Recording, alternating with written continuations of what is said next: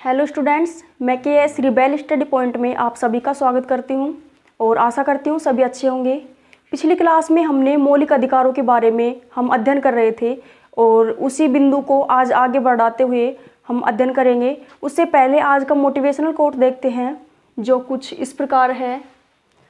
जब आँखों में अरमान लिया, मंजिल को अपना मान लिया, मुश्किल क्या आसान क्या, जब ठान लिया तो ठान लिया। यानी कि जब हमने कोई भी टारगेट फिक्स किया है तो हमें उसके लिए कंटिन्यू मेहनत करनी है और कंटिन्यू मेहनत करेंगे, लगातार लगे रहेंगे तो एक ना एक दिन हम सफल अवश्य होंगे। तो चलिए इसी के साथ हम हमारा मौलिक अधिकार का पॉइंट स्टार्ट करते हैं। हम मौलिक अधिकार के बारे में पढ़ रहे थे और मौलिक अधिकार के महत्वपूर्ण बिंदुओं के बारे में हमने अध्ययन किया था। उसके बाद में पहला मौलिक अधिकार हमने पढ़ लिया था।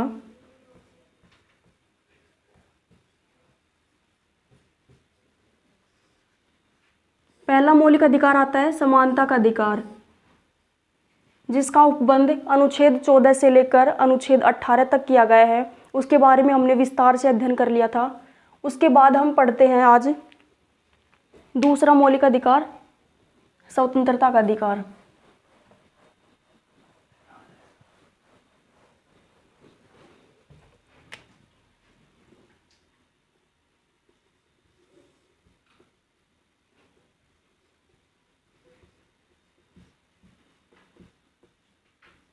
स्वतंत्रता का अधिकार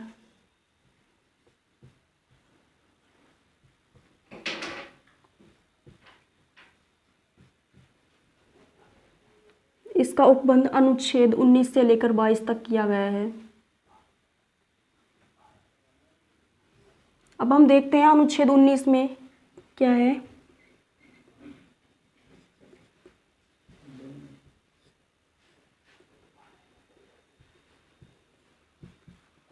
अनुच्छेद 19 में दिया गया है वाक की स्वतंत्रता का संरक्षण।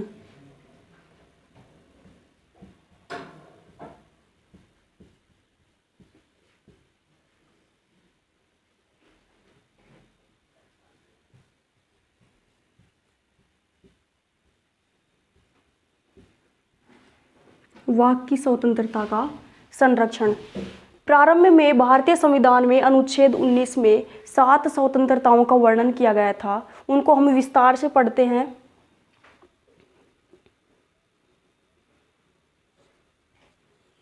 अनुच्छेद 19 के ए में दिया गया था विचार तथा अभिव्यक्ति की स्वतंत्रता।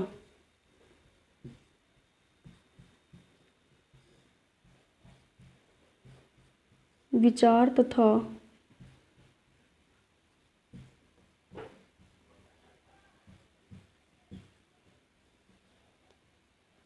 अभिव्यक्ति की स्वतंत्रता।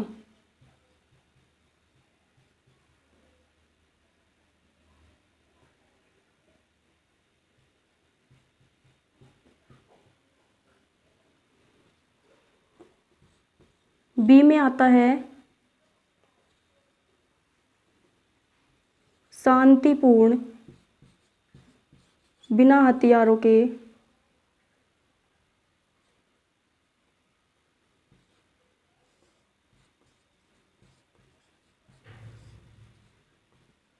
शांतिपूर्ण बिना हथियारों के सम्मेलन की स्वतंत्रता।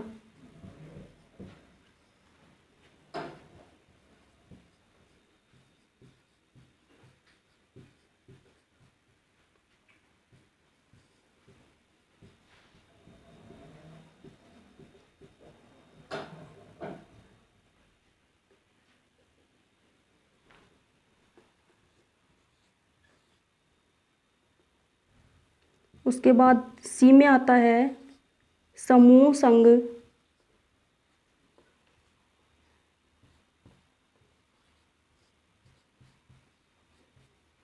तथा समिति की स्वतंत्रता।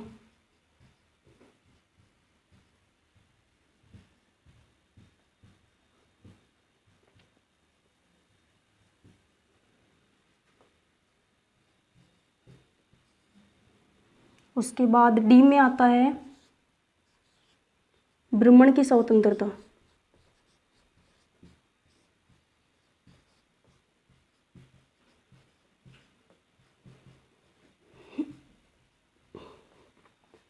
ई में आता है निवास की स्वतंत्रता।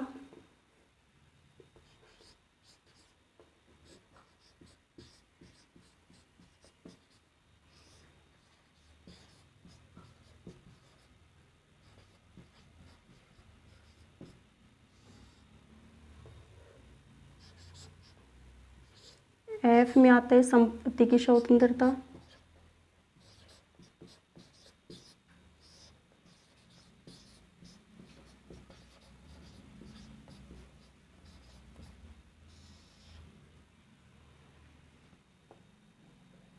और जी में आता है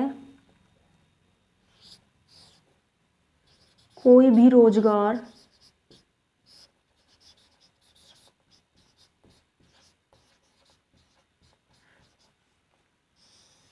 कारोबार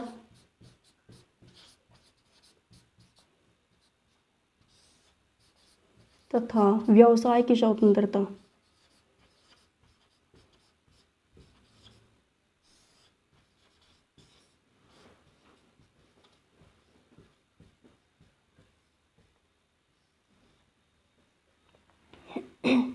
अनुच्छेद 19 में वाक की स्वतंत्रता का संरक्षण, इसका वर्णन किया गया है। और प्रारंभ में भारतीय संविधान में अनुच्छेद 19 है, इसमें 7 स्वतंत्रताओं का वर्णन किया गया था। उन 7 स्वतंत्रताओं में पहली है विचार तथा अभिव्यक्ति की स्वतंत्रता। दूसरा है शांतिपूर्ण बिना हथियारों के सम्मेलन की स्वतंत्रता। तीसरा है समूह, संघ तथा समिति की स्वतंत्रता। और डी में आता है भ्रमण की स्वतंत्रता। ई में आता है निवास की स्वतंत्रता। एफ में आता है संपत्ति की स्वतंत्रता। और जी में आता है कोई भी रोजगार, कारोबार तथा व्यवसाय की स्वतंत्रता। अब ये जो एफ है संपत्ति की स्वतंत्रता, इसको 44वें संविधान संशोधन 1978 के माध्यम से हटा दिया जाता है,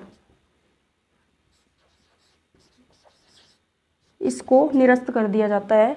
44वें संविधान संशोधन 44 कॉन्स्टिट्यूशन अमेंडमेंट 1978 के माध्यम से इसे निरस्त कर दिया। 44वें संविधान संशोधन अधिनियम 1978 के माध्यम से संपत्ति की स्वतंत्रता को हटाने के बाद वर्तमान में भारतीय नागरिकों के पास में 6 स्वतंत्रताएं बची हैं। और वो कौन कौन सी हैं? विचार तथा अभिव्यक्ति की स्वतंत्रता, शांतिपूर्ण बिना हथियारों के सम्मेलन की स्वतंत्रता, समूह, संघ तथा समिति की स्वतंत्रता, डी है भ्रमण की स्वतंत्रता, ई निवास की स्वतंत्रता, और जी है कोई भी रोजगार, कारोबार तथा व्यवसाय की स्वतंत्रता। संपत्ति की स्वतंत्रता को 44वें संविधान संशोधन अधिनियम 1978 के माध्यम से हटा दिया गया। और न्यायालय के द्वारा विचार तथा अभिव्यक्ति की स्वतंत्रता, इसमें विस्तार किया गया और इसमें कुछ आगे सम्मिलित किया गया, उसमें है, उनको देखते हैं एक बार। विचार तथा अभिव्यक्ति की स्वतंत्रता में जो स्वतंत्रताएं सम्मिलित की गई हैं उनमें है सूचना का अधिकार,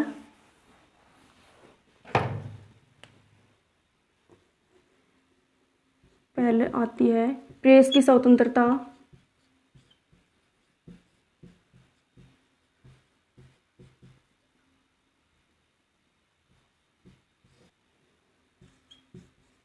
दूसरा है सूचना का अधिकार,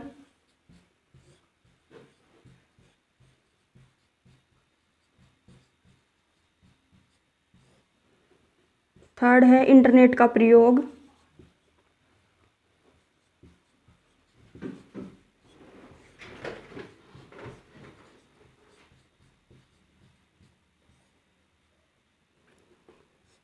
फोर्थ है झंडा फहराने का अधिकार,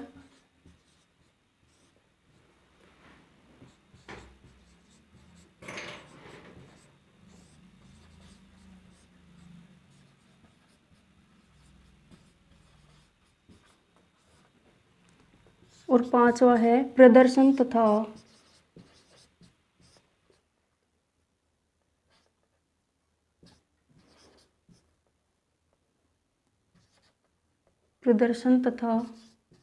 धरना देने का अधिकार।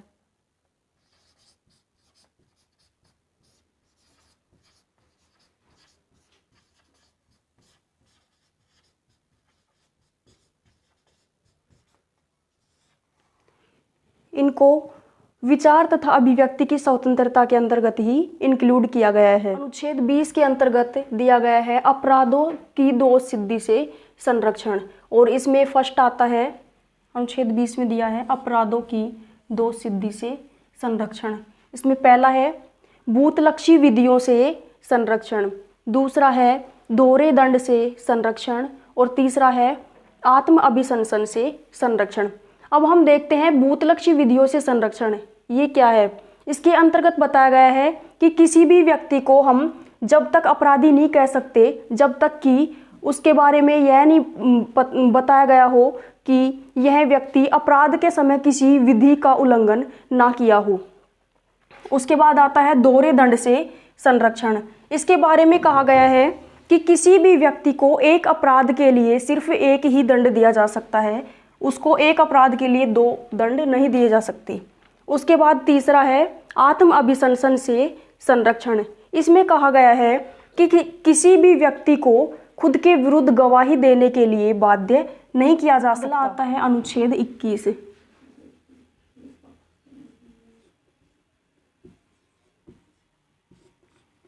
अनुच्छेद 21 में है प्राण एवं दैहिक स्वतंत्रता।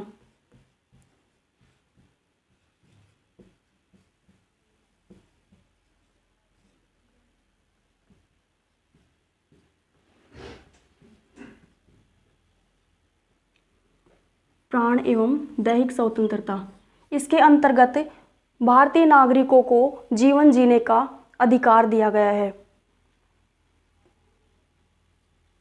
इसके बाद आता है शिक्षा का अधिकार, और शिक्षा के अधिकार को अनुच्छेद 21A में दर्शाया गया है। शिक्षा का अधिकार,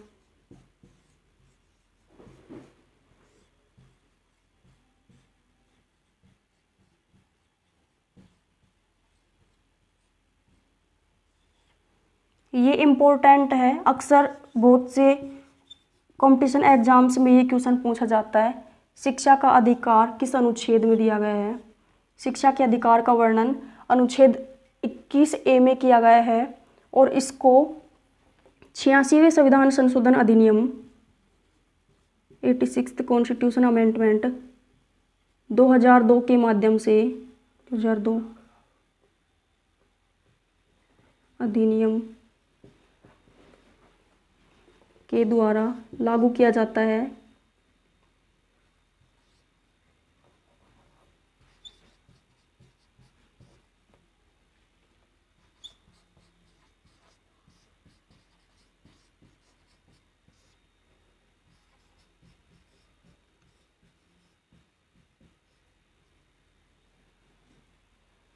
और इसे संसद द्वारा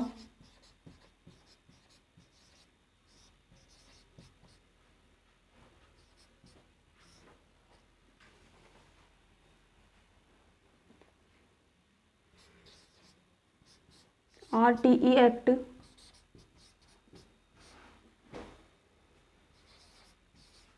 2009 में पारित किया जाता है।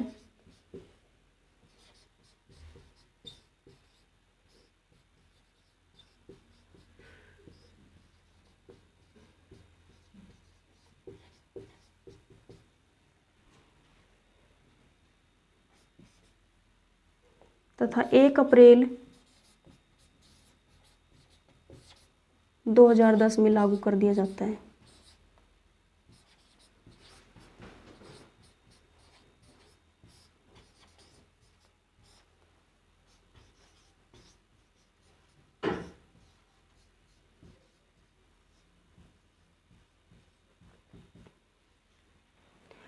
अनुच्छेद 21A इसमें शिक्षा के अधिकार को दिया गया है, और शिक्षा के अधिकार के अंतर्गत बताया गया है कि 6 से 14 वर्ष के बालकों को निःशुल्क तथा अनिवार्य शिक्षा का प्रावधान किया गया है। और ये किया गया है 86वें संविधान संशोधन अधिनियम 2002 के माध्यम से इसे लागू किया गया, और संसद द्वारा RTE एक्ट 2009 में इसे पारित किया गया तथा 1 अप्रैल 2010 में इसे लागू कर दिया जाता है। अगला अनुच्छेद आता है अनुच्छेद 22। इसमें है गिरफ्तारी से संरक्षण, और गिरफ्तारी से संरक्षण के अंतर्गत दो प्रकार की गिरफ्तारियों के बारे में अनुच्छेद 22 में बताया गया है, उनको हम देखते हैं। एक आती है सामान्य गिरफ्तारी, इनकी साधारण गिरफ्तारी,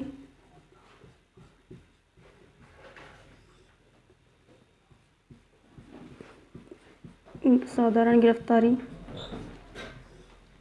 ये फर्स्ट है। और सेकंड है निवारक निरोध। निवारक निरोध, निवारक निरोध। सामान्य गिरफ्तारी, इसका वर्णन केंद्र सूची में किया गया है। केंद्र सूची। साधारण गिरफ्तारी केंद्र सूची के अंतर्गत आती है, जबकि निवारक निरोध ये आती है समवर्ती सूची में। यह समवर्ती सूची के अंतर्गत आती है। समवर्ती सूची। अब हम देखते हैं कि साधारण गिरफ्तारी में क्या होता है। साधारण गिरफ्तारी में व्यक्ति को अपराध करने के पश्चात गिरफ्तार किया जाता है। इसमें व्यक्ति को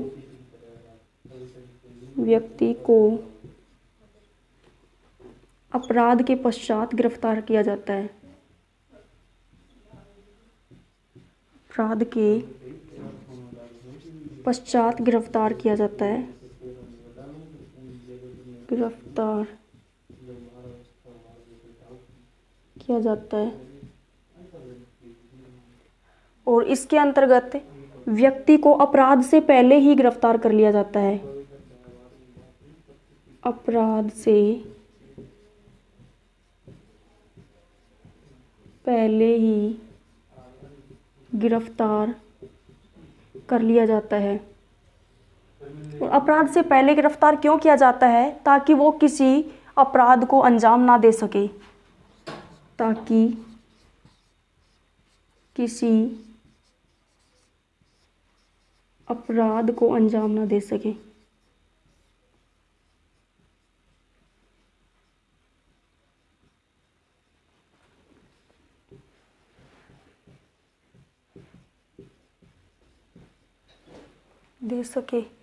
इसमें व्यक्ति को अपराध के पश्चात गिरफ्तार किया जाता है तथा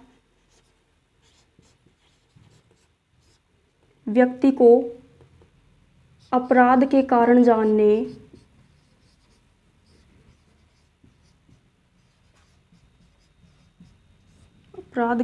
जानने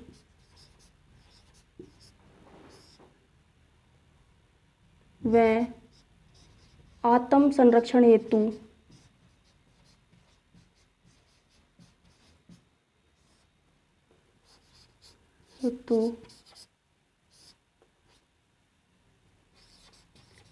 वकील से सहायता लेने का अधिकार भी प्राप्त होता है।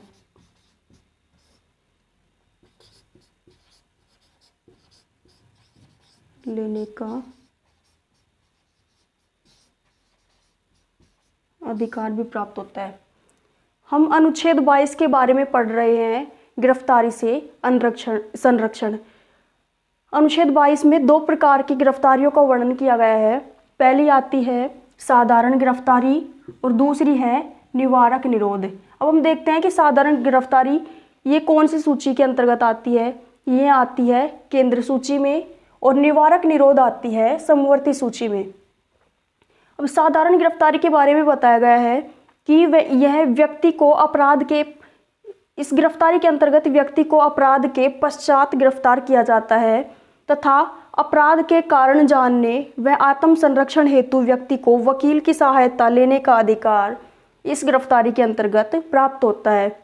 और इसमें इनकी जो निवारक निरोध है, इसमें अपराध से पहले ही व्यक्ति को गिरफ्तार कर लिया जाता है ताकि वह आगे किसी अपराध को अंजाम ना दे सके।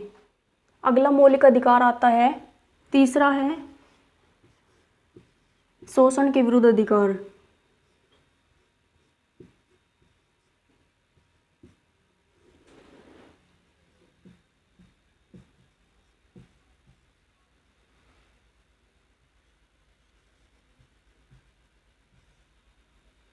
शोषण के विरुद्ध अधिकार। इसका उपबंध अनुच्छेद 23 और 24 में किया गया है।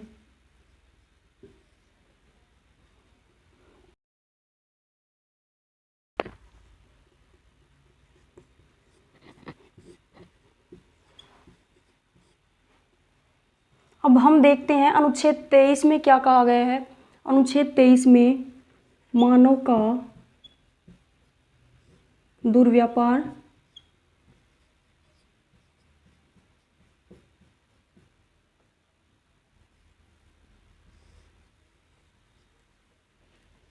तथा बलात्श्रम पर प्रतिबंध।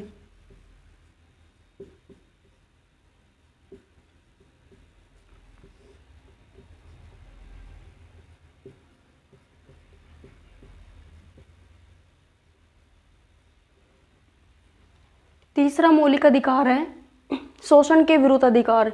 और शोषण के विरुद्ध अधिकार, इसका उपबंध अनुच्छेद 23 और 24 में किया गया है। अनुच्छेद 23 के अंतर्गत आता है मानव का दुर्व्यापार तथा बलात्श्रम पर प्रतिबंध। अब हम इसके बारे में देखते हैं। इसमें क्या है, इसमें मनुष्यों का क्रय विक्रय, बंधुआ मजदूरी, बेगार प्रथा आदि के बारे में प्रतिबंध किया गया है।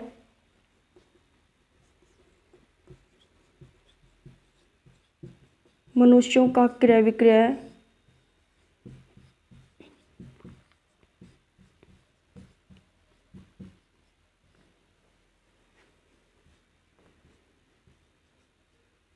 बेगार प्रथा, बेगार दास प्रथा, बंधुआ मजदूरी,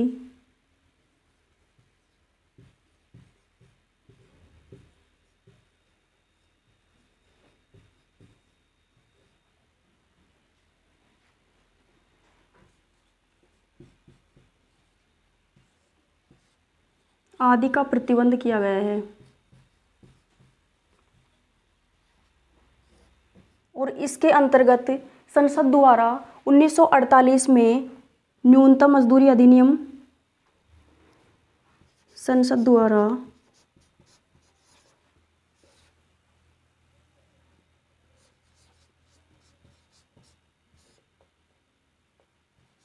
1948 में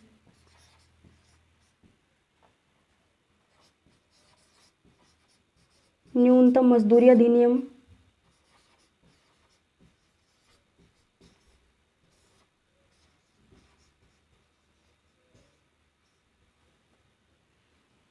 तथा 1976 में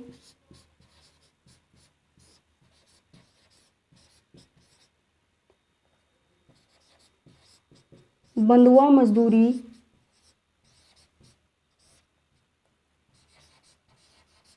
उन्मूलन अधिनियम पारित किया।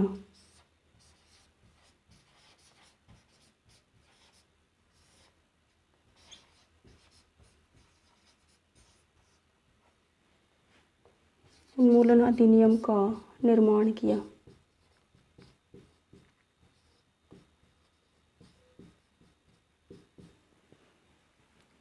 हम अनुच्छेद 23 के बारे में पढ़ रहे हैं।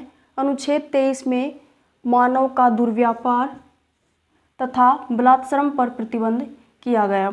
इसके अंतर्गत मनुष्यों का क्रय विक्रय, बेगार प्रथा तथा बंधुआ मजदूरी आदि पर प्रतिबंध किया गया तथा संसद द्वारा 1948 में न्यूनतम मजदूरी अधिनियम तथा 1976 में बंधुआ मजदूरी उन्मूलन का निर्माण किया गया। अगला अनुच्छेद आता है अनुच्छेद 24। इसमें बाल श्रम पर प्रतिबंध किया गया है।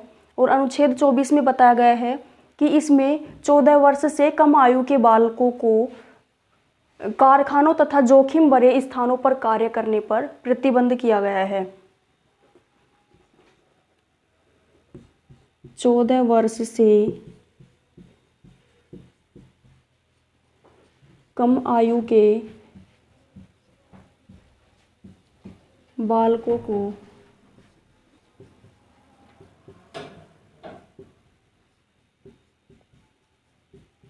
कारखानों तथा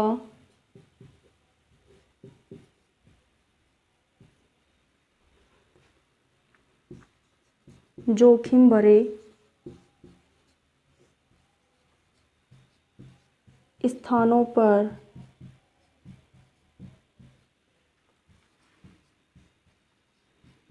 कार्य करने के लिए प्रतिबंध किया गया है।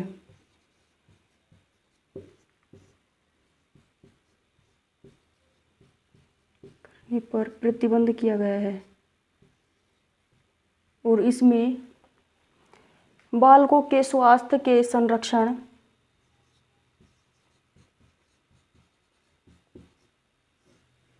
बालकों की सुरक्षा, इसका मेन उद्देश्य क्या है? मुख्य उद्देश्य ये है कि बालकों की सुरक्षा तथा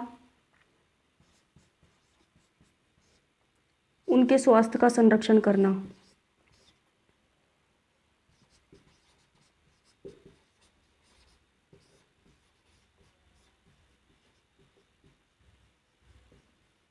उनके स्वास्थ्य का संरक्षण, ये इसमें इसका मुख्य उद्देश्य है। और इस दिशा में कार्य करते हुए संसद द्वारा 1986 में बाल श्रम प्रतिषेध अधिनियम लागू किया।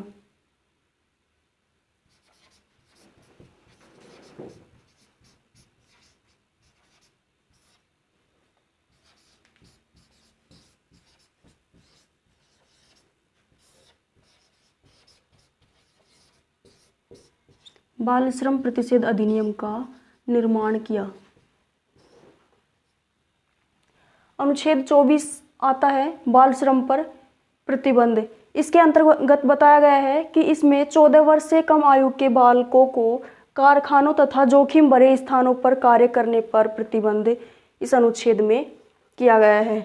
और इसका मेन उद्देश्य है कि बालकों की सुरक्षा करना तथा उनके स्वास्थ्य का संरक्षण करना।